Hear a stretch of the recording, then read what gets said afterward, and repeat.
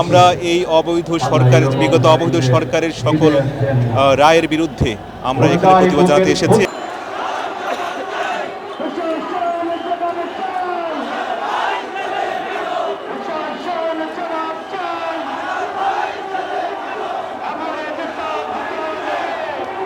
আমরা আজকে এসেছি এখানে বাংলাদেশের একজন মজলুম জননেতা এটিএম আজহারুল ইসলামের মুক্তির জন্য। আমরা দেখেছি বিগত ফ্যাসিস্ট আমলে নিরপরাধ অনেক মানুষকেই বিভিন্ন মামলা দিয়ে, হয়রানিমূলক মামলা দিয়ে গ্রেফতার করে মিথ্যে মামলা জড়িয়ে মিথ্যে বিচার, ষড়যন্ত্রমূলক বিচারের মাধ্যমে তাদেরকে আটকে রেখেছে এবং অনেককে যাবজ্জীবন ফাঁসি দিয়েছে। আমরা এই অবৈধ সরকারের বিগত অবৈধ সরকারের সকল রায়ের বিরুদ্ধে আমরা এখানে প্রতিবাদ জানাতে এসেছি এবং মুসলিম জননেতা এটিএম আজহার ভাইয়ের মুক্তির মিছিলের আমরা আজকে শরীক হতে এসেছি। আমরা চাই তাকে অচিরেই মুক্তি দেওয়া হোক।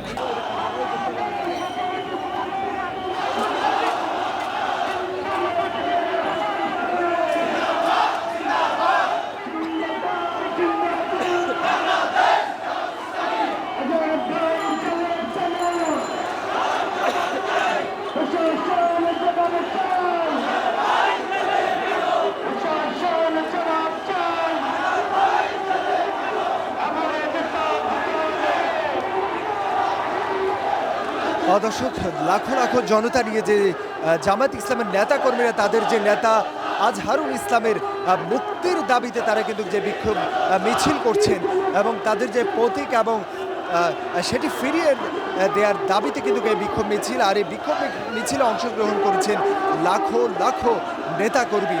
দর্শক, এই মুহূর্তে আমরা প্রেস ক্লাবের সামনে থেকে দেখাবার চেষ্টা করছি সরাসরি।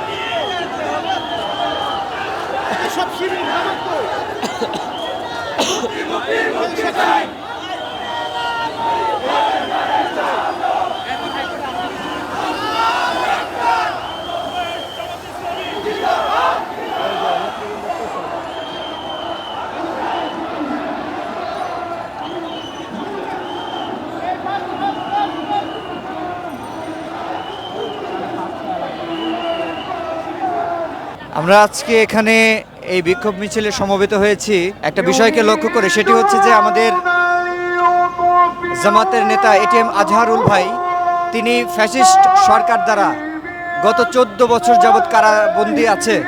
আমরা চাচ্ছি দেশ যেহেতু মুক্ত হয়েছে, স্বাধীন হয়েছে, তাহলে আমাদের নেতা কেন ভিতরে কারাবরণ করে আছে এখনো? তার মুক্তির দাবিতেই মূলত আমরা আজকে এই বিক্ষোভ মিছিলে সমবেত হয়েছি।